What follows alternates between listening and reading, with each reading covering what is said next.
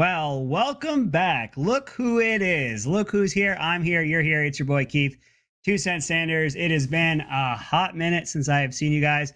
I've missed Juan. He's on the other side of the screen. Since I've been gone these last few months, he's absolutely exploded Right America Media. So please be sure to share it with your friends on the Facebook, YouTube, TikTok, all over the place. Getter, Truth Social, do all the things. Find us there. Juan is doing a lot of work to help make sure that we get this conservative message out to everyone, and it continues to grow. So as always, huge thanks and appreciation to Juan, who's on the other side of the screen. I don't think anybody else ever mentions him, so I always want to make a point to do that. So where have I been? Well, let me take you back a year ago, September 28th of 2021. I was out flying. I am a pilot. I think it's contractual. Is it a law, Juan, that pilots have to tell you they're a pilot? There's an old adage that says, how do you know when there's a pilot in the room? They'll tell you. It's that simple. So I was out flying. I had what's known as a check ride coming up in a couple of months.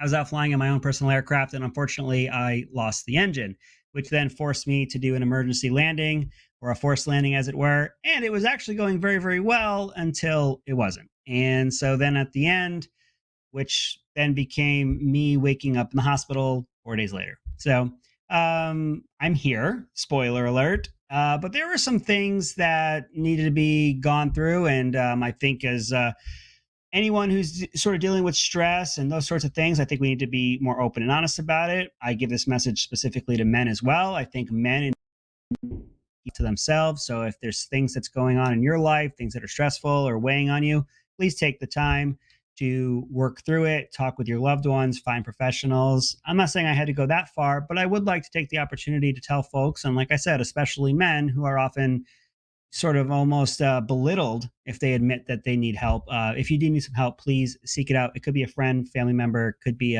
maybe even somebody medically to help you out.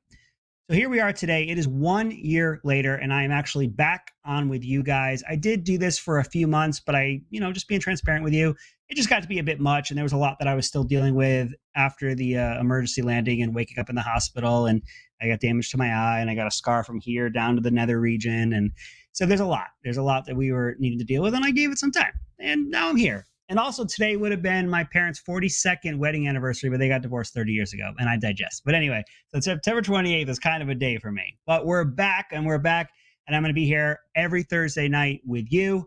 And I'm actually super happy to be back. We're going to have a lot more fun with it. I think we'll probably start bringing in some guests. Juan and I have talked about doing that. I know you all love seeing me. Everybody loves your boy.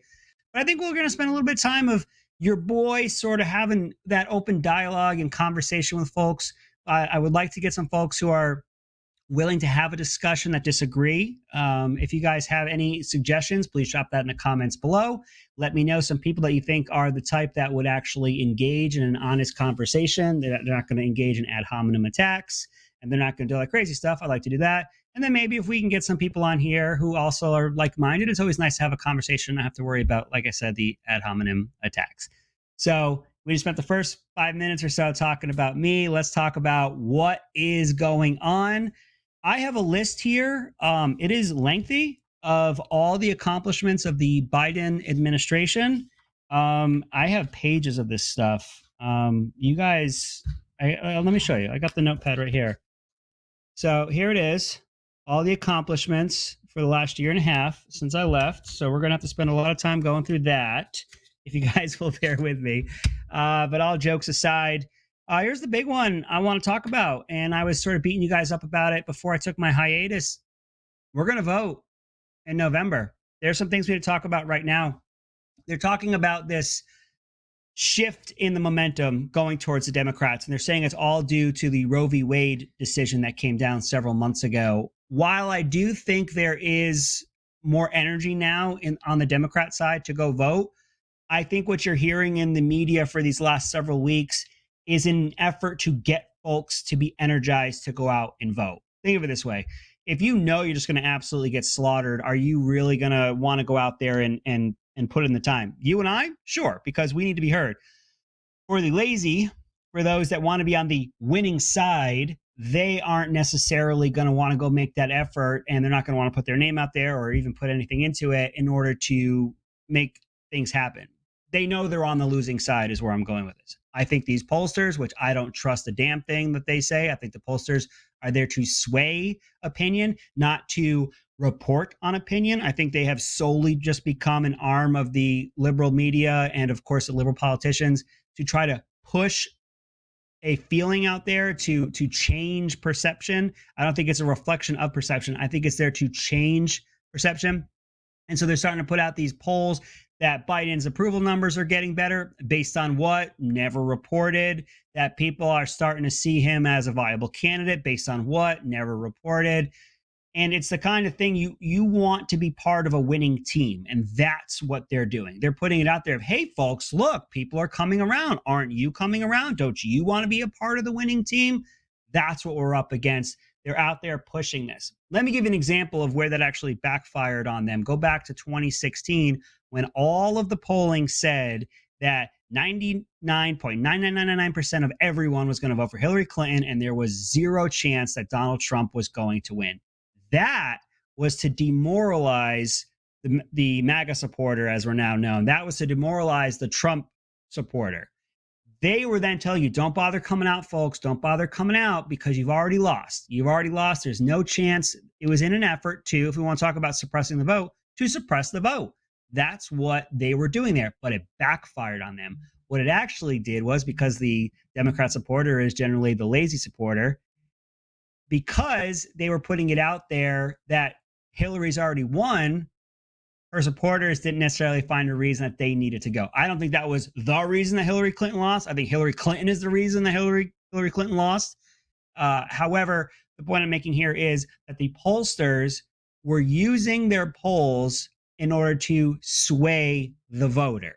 Back in 2016, it was to tell the Trump supporter, don't bother coming out. Don't even bother trying to vote. You're going to lose. Now it's the flip of that. Now it's telling the Biden supporter, and hey, if you're a Biden supporter, it's okay. You can come out in public. You can come out of your hole. It's okay. Come out and vote. Come out and vote. It's local elections. It's important to you. It's important to you. But they obviously can't run any policy, which we're going to get to here in a second. I'm beating you over the head. It's going to continue to happen. We are voting in November. It is not enough to take back the House, which everyone is projecting is still going to happen. We have to do it by a large margin. We have to make the point. It would be really, really nice if we can get the Senate. Not so sure that can happen, but if at least we have one side of the legislative branch, then we can continue to thwart what these liberals, these leftists, and these socialists want to do. If we can get the House in order to do that, I want the statement. I think you want the statement. I think the statement is coming. I think that at large around the world, we just saw what they elected in Italy. Of course, now that even though she's the first female prime minister, they're not going to say first female for that because she's awful, she's evil, and she's going to take them back decades.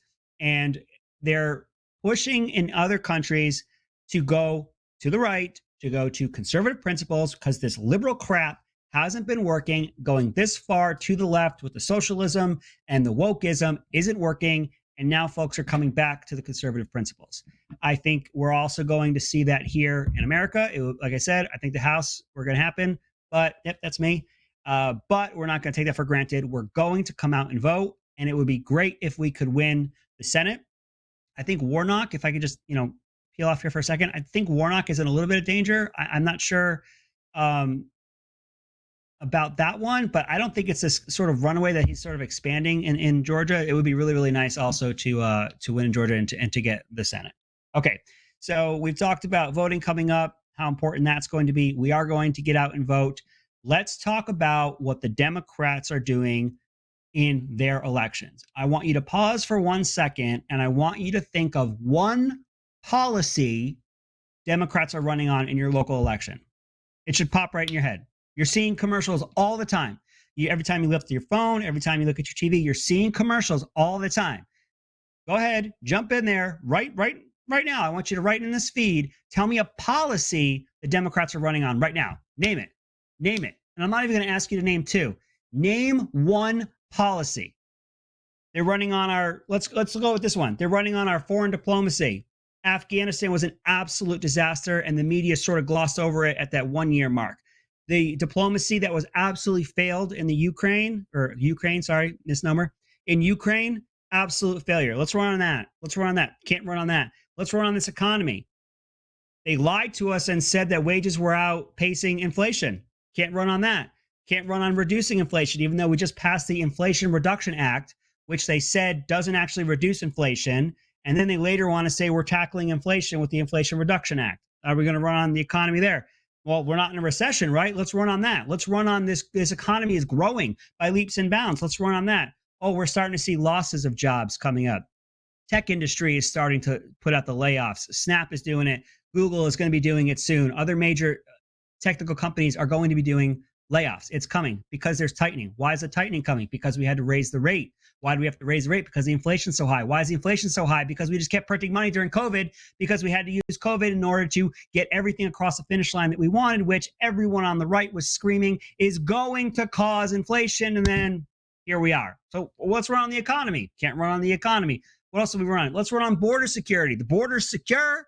They tell us all the time, let's run on border security, except we have eyes and ears, and people can actually see the millions of people who have come across, how you're not expelling them, how you're just bringing them into the country and then just telling them to come back at some point, and then we never see them again. California is giving them IDs, which I'm sure isn't going to be used to get even more government assistance, isn't going to be used for voting at a later period. I'm sure that's not going to happen. The Biden administration is flying them all over the country. But of course, if you go to Martha's Vineyard, then it's a national story. It's world news that the folks that want these folks are losing their minds, because now it's pawns. Now it's pawns when we do it. So we're going to run on foreign diplomacy. Can't do that. Let's run on border security. Can't do that. Let's run on the economy. Can't do that.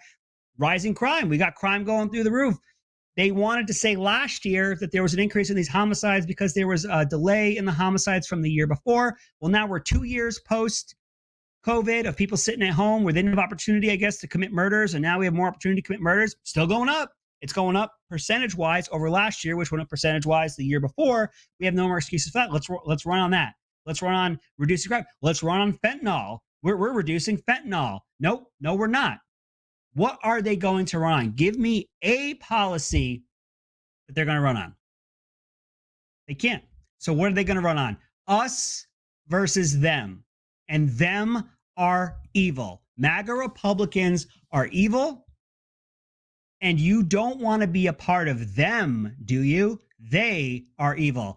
So, Juan, do you got that video up? Clip 1 with Biden talking? Yeah, so let's hear about what Biden has to say about unity real quick. Go ahead, Juan. So God bless you all, and pray that we come figure out how to come together better than we have so far, because a lot of people's lives and futures depend upon it, and I'm confident, I'm absolutely confident we can get it done. Man, I think also he live in both, right? He doesn't understand why we're not coming together, and at the same time has forgotten what he has done to exacerbate this problem. As I just laid out for you, it is the entire platform of every Democrat right now. Us and them are evil. You don't want to be them. Them are evil. We're good. Be on the good guy side. We're the good guys. They're evil. They are evil. And then this guy has the gall to stand up there and say, I just don't know. I don't know why we can't unify. Maybe something from on high will just fall on us and we can just unify. And also understand, he does not understand why we're not unified right now. It probably has nothing to do with video 2. Go ahead, Juan. Let's play video 2. Too much of what's happening in our country today is not normal. Donald Trump and the MAGA Republicans represent an extremism that threatens the very foundations of our republic. Now, I want to be very clear up front. Not every Republican, not even the majority of Republicans are MAGA Republicans. Not every Republican embraces their extreme ideology. I know, because I've been able to work with these mainstream Republicans. But there's no question that the Republican Party today is dominated, driven, and intimidated by Donald Trump and the MAGA Republicans. And that is a threat to this country. Okay, so did you catch what he did there? Because he's not a complete moron, and the people who put the words on the screen for him to say they're not complete morons.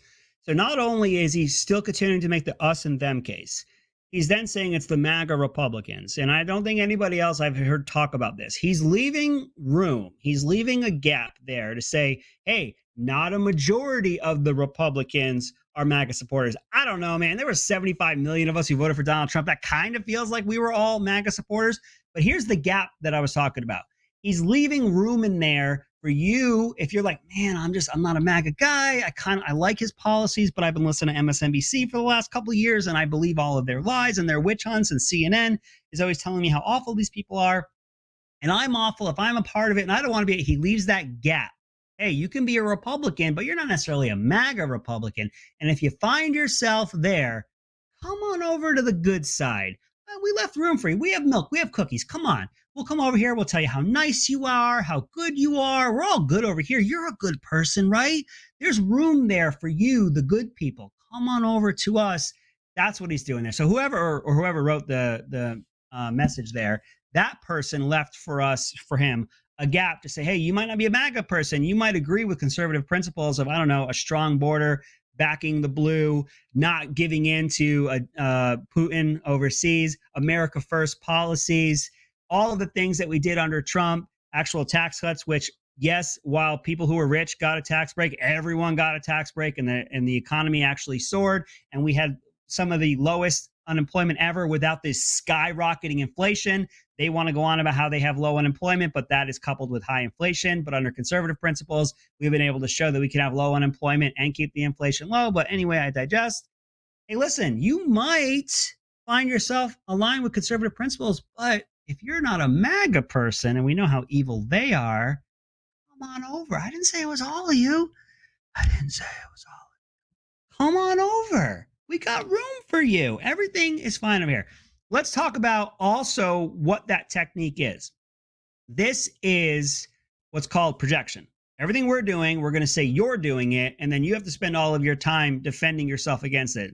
I know someone who used to do this in my life, and I get to look back and I'm like, oh man, I don't know how I went through that. But I see that here in what they're doing. It's the constant projection. They are the one promoting the us and them. Your neighbor is out to get us. And how are they doing it? I don't know. Things like Biden saying that we're semi-fascists. I hope that YouTube allows that word up there. I don't know. When Biden says it, it's fine. But we're semi-fascist. So this is the word that is thrown out left and right. I have a thing in front of me called the dictionary. I'm going to read this to you right now. What is fascism? Because you keep using that word. I do not think it means what you think it means. Fascism is a political philosophy, according to Merriam-Webster, or regime that exalts nation above the individual and that stands for a centralized, autocratic government headed by a dictator. Severe economic and social regimentation is a part of this, and forcible suppression of the opposition. Who does that sound like to you? Does that sound like conservative-minded individuals who want small government, who want liberty, freedom from the government? Or does that sound like Joseph R. Byron, who wants as much autocratic control in this nation and as much top-down control in this nation as possible? We keep using this word fascism. I do not think it means what you think it means. Let's go to our friends at Encyclopedia Britannica. If you got gray hair on your head like me and Juan, well, Juan doesn't have any hair, but if you did, it would be gray, and you would be able to recall Encyclopedia Britannica. You can go to them. You can find information. Fascism, according to them, is a way of organizing a society in which a government ruled by a dictator controls the lives of the people and in which people are not allowed to disagree with the government. I'm sorry. Which is the side that wants folks canceled? Which is the side that shouts down the opposing opinions? Which is the side that won't even give an audience to an opposing opinion? I'm pretty sure that's the conservatives. I'm pretty sure that's all the Republican candidates that we have out there. They're using this word because they're preying on the fact that their supporters are morons, that they're going to hear this word. MSNBC, CNN, and the like are all just going to keep repeating it over and over and over. And then they're going to go out there and they're going to regurgitate that word and say, you're a fascist, you're a fascist, you're a fascist. Where? How is any Republican or conservative out here a fascist? What is it where we want a dictatorial leader making decisions for everyone, and that if you disagree with us, there's strong consequences for that? Where? Give me one. There's not one person in the news who's going to ask that question. Nobody's going to ask the question. Can you please give to us examples of how this is fascism? Or Is it that you know if you spout this word, because I won't say it, but a political party of the 1930s that did some really horrible things in Europe, that one I'm not going to press the test on. But that word, uh, that one, they know that people are like, oh, that's kind of a bridge too far. But oh, that fascism word, oh, because we know that's bad. You don't even know what it is, but it's bad, and they know that they could prey on folks, and that they're just going to continue to regurgitate that. It is the constant us versus them, not policy, not policy. They can't run on policy. I've already mentioned it before. There's nothing they've done that has worked. Not one thing. Well, we're not in a recession, not because we redefined what it is, but because our job numbers are just too good. No, you're starting to lose jobs. It's starting to happen. Oh, and that reminds me, we are actually at the end of the third quarter. So they were able to redefine what a recession was because up until Joseph R. Byron was the president, 2 consecutive quarters of a shrinking economy was the indicator for a recession. And then we just say, no, that's not the case over and over. And then we get our allies in the press to say the same thing. And then we all just walk by it when that answer came out in August. And we all knew that was the case. We all knew it, but we just got the press to say it over and over. And we said it over and over. And it's just not a recession. It's just not. Why? Because our job numbers are too good. Okay, well, you're starting to lose jobs. And we're going to see that. The September numbers, mark my words, today, 29th of September, mark it. 2 cents said we're going to show a loss of jobs.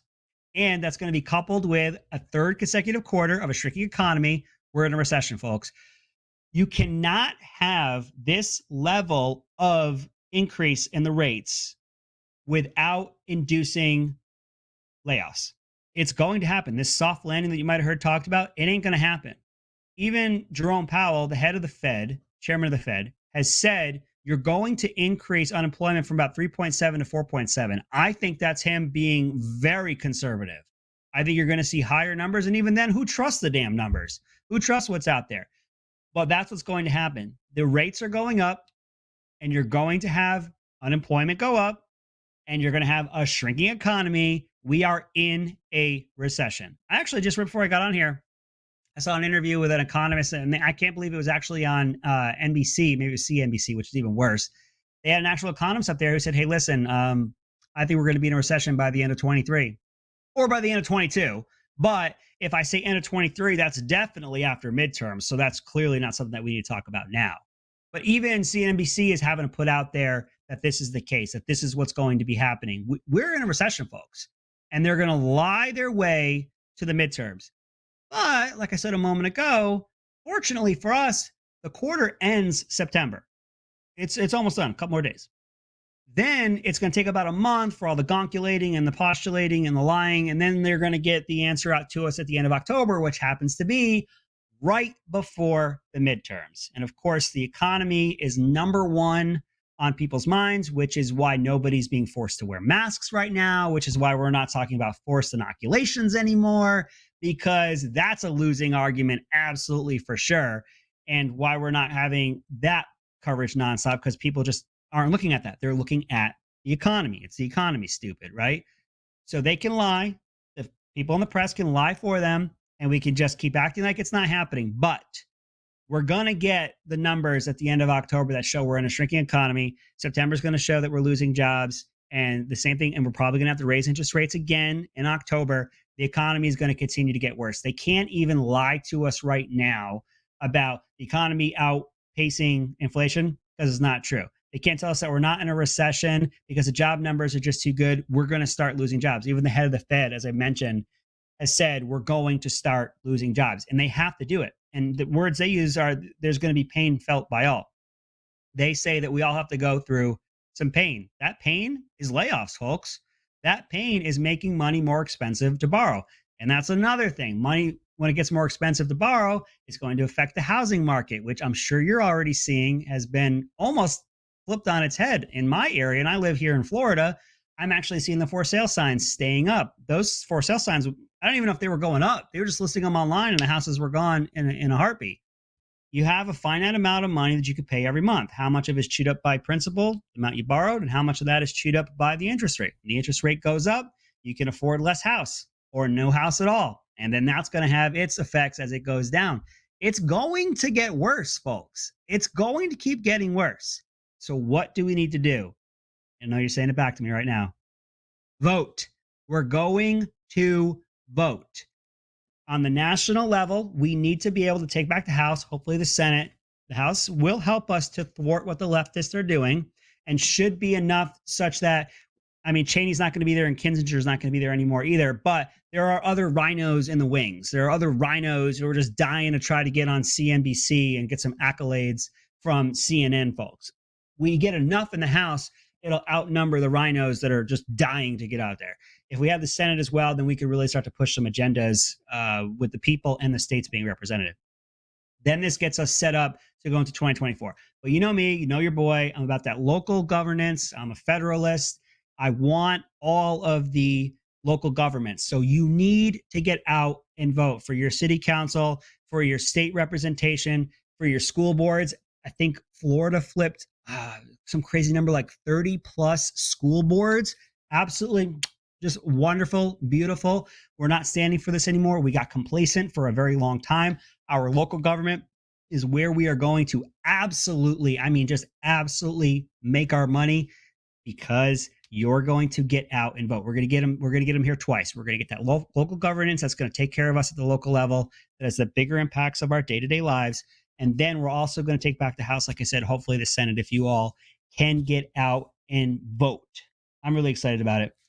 We're getting close to the end. I don't know if Juan's got the graphics for me. I've been gone a long time, so he might not have the graphics for me anymore, but please come find me on the TikTok at 2cent_KSJ. Same thing on Truth Social. I'm not as active over there as I thought I might be, but from time to time when I'm feeling saucy, I'll throw something up there. Feeling a little bit spicy.